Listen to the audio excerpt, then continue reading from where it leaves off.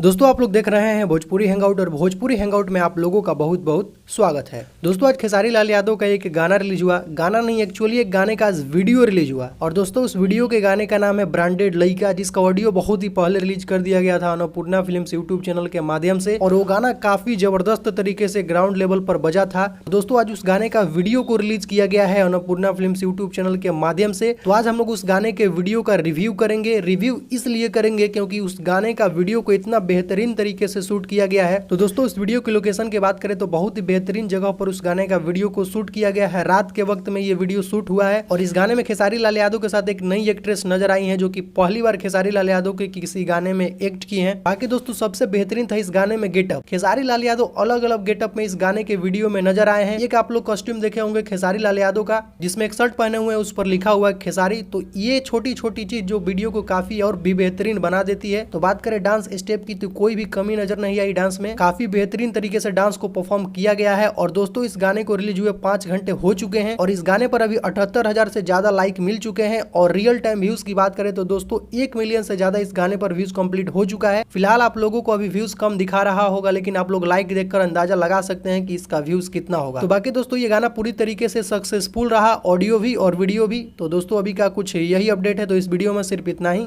Video अगर आप लोगों को पसंद आया हो तो वीडियो को लाइक करें, चैनल पर नए हैं तो चैनल को सब्सक्राइब करके बेल आइकन को प्रेस करके नोटिफिकेशन को ऑल कर लें। तो मिलते हैं एक नए वीडियो में। Thank you so much.